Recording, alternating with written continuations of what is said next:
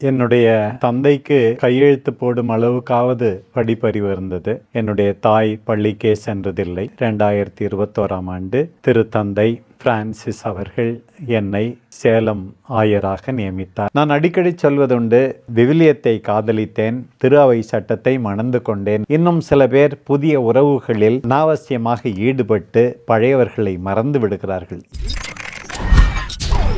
திரு அவை சட்டத்திலே நீங்கள் கலாநிதி பட்டம் பெற்றிருக்கிறீர்கள். குருவாக இருந்து ஆயராக தெரிவு செய்யப்பட்ட பொழுது உங்களுடைய மனநிலை எப்படி இருந்தது? பல நேரங்களில் நான் ஆயராவதற்கு முன்பே திரு அவை சட்டம் சார்ந்த விளக்கங்கள், சந்தேகங்கள், பிரச்சனைகள் எழும்போது நானே விளக்கம் அளித்திருக்கிறேன். உண்மையில் சொல்லப்போனால் 1990 2021 வரை 31 ஆண்டுகளில் என்னிடம் கற்ற குருமானவர்கள், குருக்கள் 2000 கூட எட்டும் என்று சொல்லலாம். பல ஆயர்கள் என்னிடம் ஆலோசனை கேட்டிருக்கிறார்கள். பல அருள் கன்னியர்கள் என்னிடம் பயின்றிருக்கிறார்கள். பல்வேறு துறவர சபைகளுக்கு ஆலோசனை வழங்கியிருக்கிறேன். இத்தனை ஆண்டுகள் இங்கே இருக்கிறோம். நான் ஆயராகும்போது ஏறக்குறைய 10 பேருக்கு மேல் என்னுடைய மாணவர்களே ஆயர்கள் என்ற நிலை இருந்தது.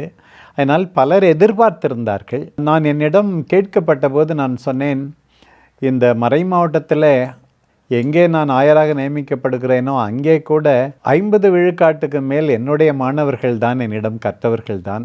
அவர்களுடைய ஒத்துழைப்போடு ஒருவேளை இறைவன் என்னுடைய இறைவார்த்தை பணிக்கு ஒரு மேடை அமைத்து தருவதாகத்தான் நான் அதை நினைத்தேன். தகுதியில்லை, இருந்தாலும் ஆண்டவர் தேர்ந்து கொள்கிறார், அவர் வல்லமை தருவார் என்று ஒப்புதல் நான் கொடுத்தேன். நீங்கள் இறைவார்த்தையிலே ஆர்வமுள்ளவராக இருக்கின்றீர்கள். நிச்சயமாக இறைவார்த்தையை அறிவிப்பது என்பது இறைவனுடைய மாபெரும் கொடை. உங்களுக்கு எவ்வாறு இந்த இறைவார்த்தையின் மீது ஆர்வம் ஏற்பட்டது? நான் தொடக்கத்திலே சொன்னது போல புத்தகங்களை வாசிப்பது, அதுவும் உறக்க வாசிப்பது, பொது இடங்களில் நின்று முழங்குவது இயல்பாகவே எனக்கு மிகவும் பிடித்திருந்தது. என்னுடைய உச்சரிப்பு, என்னுடைய குரல் வளம், இதெல்லாம் ஆண்டவருடைய வார்த்தைக்கு நிறைய பயன்பட வேண்டும் என்று நான் ஆசைப்பட்டேன். அதனாலே விவிலியத்தை பொறுத்த மட்டில் எல்லாரும் தெரிந்து கொள்ள வேண்டும் என்று குருமடத்திற்கு பேராசிரியராக தேர்ந்து கொள்ளப்பட்ட போது முதலில் நான் நினைத்தேன், என்னை விவிலிய பேராசிரியராகத்தான் அவர்கள் அழைக்கிறார்கள் என்று நான் நினைத்தேன். அதில் பாண்டித்தியம் பெறத்தான் என்னை கேட்கப் போகிறார்கள் என்று நினைத்தேன். வந்த பிறகுதான் தெரிகிறது நான் திரு அவை சட்டம் கற்றுக் கொடுக்க வேண்டும் என்று. இருந்தாலும் கீழ்ப்படிந்து திரு அவை சட்டத்தில் நான் முனைவர் பட்டம் பெற்றேன். நான் அடிக்கடி சொல்வதுண்டு, I fell in love with scripture but married canon law. விவிலியத்தை காதலித்தேன், ஆனால் திரு அவை சட்டத்தை மணந்து கொண்டேன் என்று சொல்வதுண்டு. ஆகையினால் மறையுரை, விளக்க உரை, தியானங்கள் இவற்றிலெல்லாம் தொடக்கத்திலிருந்தே ஆர்வம் இருந்தது.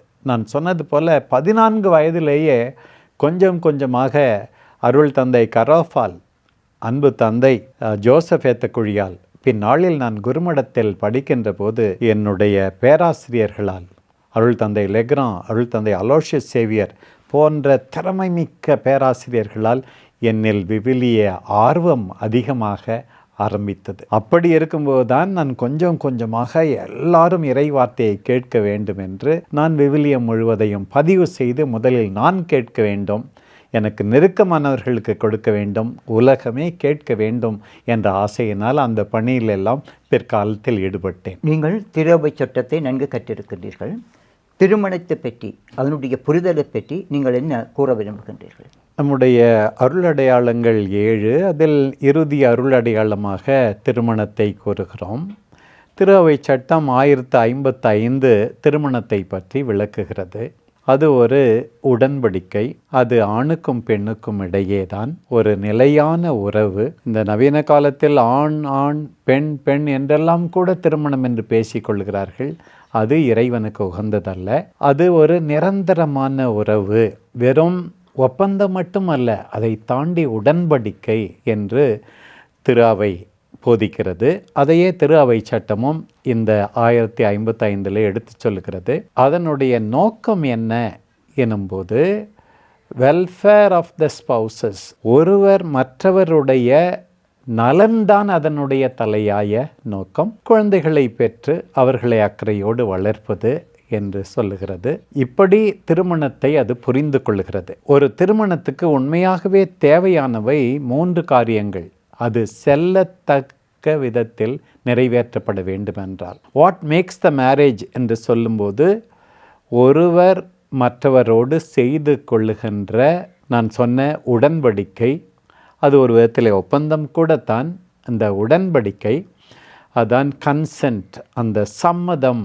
நான் உன்னை ஏற்றுக்கொள்கிறேன், காப்பாற்றுகிறேன், மதிக்கிறேன், அன்பு செய்கிறேன் என்கின்ற அந்த சம்மதம்தான் முதலாக ஒரு திருமணத்துக்கு மிக முக்கியமாகிறது. இரண்டாவது, திரு அவை எத்தனையோ விக்கினங்கள் அல்லாவது தடைகள் இருக்கின்றன திருமணத்துக்கு என்று சொல்லுகிறது. அது திரு அவை சட்டத்தில் முக்கியமாக 1083 1094 வரை 12 தடைகள் குறிப்பிட்டிருக்கிறது. அந்த தடைகள் எதுவுமே இல்லாமல் இருக்க வேண்டும். இரண்டாவது ரிக்வயர்மெண்ட், தேவை. மூன்றாவதாக அது திரு அவை சட்ட முறையில் கனானிக்கல் ஃபார்ம் என்று சொல்வார்கள், அந்த திருமணம் நிறைவேற்றப்பட வேண்டும். ஆகையினால் இந்த 3 காரியங்களையும் மனத்தில் கொள்ள வேண்டும். உண்மையாகவே அங்கே சம்மதம் இருக்கிறதா? அந்த சம்மதத்துக்கு தடையாக இருப்பவை என்ன?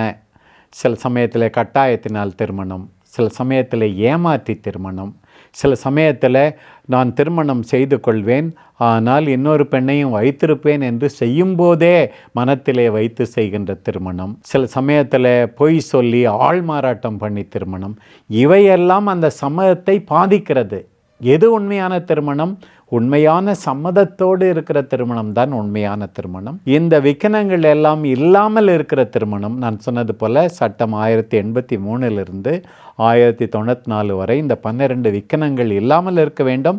ஒரு வேளை விக்கனம் இருந்தால் அது விலக்கு அளிக்கக்கூடியதாக இருந்தால் விலக்கு பெற்று, டிஸ்பென்சேஷன் என்று சொல்வார்களே, அந்த டிஸ்பென்சேஷன் பெற்று அந்த ஒரு வேளை அந்த திருமணம் நிறைவேற்றப்படலாம். மூன்றாவது, திரு அவை சட்ட முறைப்படி என்றால், சட்டம் 1008 அது சொல்லுகிறது. திரு அவை சட்ட முறை என்றால் முறையான பங்கு குருவோ அல்லது மறைமாவட்ட ஆயரோ தான் அந்த திருமணத்தை நடத்தி வைக்க வேண்டும். கத்தோலிக்க திருமணத்தை 2 சாட்சிகள் இருக்க வேண்டும். இதுதான் ஒரு ஆணும் பெண்ணும் இவர்களுக்கிடையே திருமணம். இதுதான் திரு அவை சட்ட முறையான திருமணம் என்று நாம் சொல்வது. திருமணத்தினூடாக ஒரு புதிய குடும்பம் உருவாகின்றது. சமூகத்திற்கும் திரு அவைக்கும் குடும்பம் மிக முக்கியமான அழகாக இருக்கின்றது. இன்று நாங்கள் பார்க்கின்றோம் எத்தனையோ குடும்பங்கள் விவாகரத்து நிலையிலே உடைந்து போகின்றன. இதற்குரிய காரணங்கள் என்ன? கம்யூனியன் ஆஃப் லைஃப், அவர்கள் ஒரு குழும வாழ்வு, கூட்டு வாழ்வு, ஒன்றிணைந்த வாழ்வு வாழத்தான் அவர்கள் அழைக்கப்படுகிறார்கள். இப்படி வாழ்நாளுக்கெல்லாம் தன்னோடு துணை நிற்கக்கூடிய ஒரு பெஸ்ட் ஃப்ரெண்ட் எனும்போது அவர்களோடு ஒத்துப்போக வேண்டும். இன்றைக்கு மனிதர்கள் பல்வேறு சிறு சிறு காரணங்களுக்காக கூட சண்டையிட்டு கொண்டு பிரிந்து போகிறார்கள். அதனால் ஒரு திருமணத்தை ஏற்பாடு செய்யும்போது போதுமான தயாரிப்பு இருக்க வேண்டும். ஒருவரை பற்றி ஓரளவுக்காக தெரிந்திருக்க வேண்டும். அல்லது ஏற்பாடு செய்கின்ற திருமணங்களாக இருந்தாலும் கூட அந்த குடும்பம் எப்படிப்பட்டது, அவருடைய பழக்க வழக்கங்கள் என்ன, அவரோடு நாம் தொடர்ந்து வாழ்நாளெல்லாம் வாழ முடியுமா, அவருடைய நம்பிக்கை என்ன, அவருடைய ஆர்வம் இதிலே இருக்கிறது என்பதையெல்லாம் தெரியாமல் பல பேர் திருமணத்திலே நுழைந்து விடுகிறார்கள். திருமணத்துக்கு பல்வேறு விதமான தயாரிப்புகள் தேவை. குழந்தையாயிருப்பதிலிருந்து குடும்பத்தை பற்றி கற்றுக் கொடுக்க வேண்டும். Remote preparation. இளைஞர்களாக இருக்கும்போது ஓரளவு நம்முடைய மறைக்கல்வியிலே கற்றுக் கொடுக்க வேண்டும். திருமணத்திற்கு முன் 1 மாதமாவது தயாரிப்பு இருக்க வேண்டும். தயாரிப்பு இல்லாமல் பல குடும்பங்கள் இருக்கின்றன. அதனால் இந்த பிரச்சனைகள் வருகிறது. வாழ்நாள் எல்லாம் ஒருவரை ஒருவர் நேசிக்கவும், மதிக்கவும், ஏற்றுக்கொள்ளவும், காப்பாற்றவும் தயாராக இருப்பது அவ்வளவு எளிதல்ல. ஆகையினால் இவற்றுக்காக சரியான துணையை தேர்ந்தெடுப்பது, இந்த அருளடையாளத்துக்காக நல்லவிதமாக தயாரிப்பது, அவர்கள் ஒருவரை பற்றி தெரிந்து கொள்வது, இதெல்லாம் திருமணத்துக்கு முன். இந்த நவீன காலத்தில் எதற்காக இத்தனை விவாகரத்துக்கள், ஏன் இப்படி குடும்பங்கள் அழிந்து போகின்றன எனும்போது, அன்பு செய்கிறேன் என்றால் என்ன அர்த்தம்? நான் உனக்காக துன்புற தயாராக இருக்கிறேன் என்றுதான் அர்த்தம். என்னை பொறுத்த மட்டில் எவ்வளோ பேர் அத்தகைய துன்பத்தை தாங்கிக் கொள்ள தயாராக இல்லை. எவ்வளோ பேர் சுயநலமிகளாக இருக்கிறார்கள். எவ்வளோ பேர் திருமணத்திற்கு பிறகு புதிய நிபந்தனைகளை விதிக்கிறார்கள்.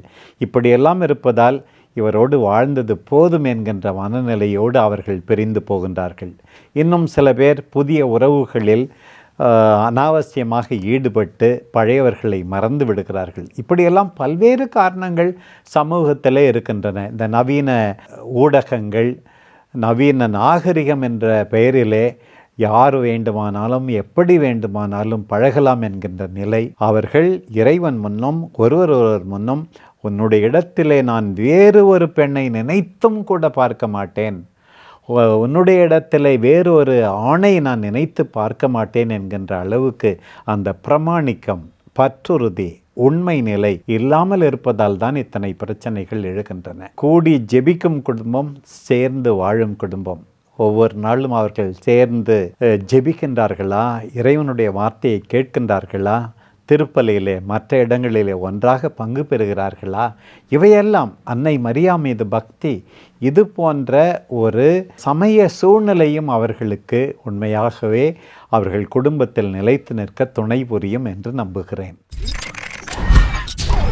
நான் தனியே வாழ்ந்து விட முடியும், வேறொரு துணையை நான் கண்டுபிடிக்க முடியும் என்று பல பேர் நினைக்கிறார். நீ 2-3 பேரோடு வாழ்ந்தாலும் நானும் உன்னை ஏற்றுக்கொள்கிறேன் என்பது சுயநலம் தான் காரணம். எதை பார்க்கிறோமோ, எதை கேட்கிறோமோ அப்படியே நாம் உருவாகிறோம்.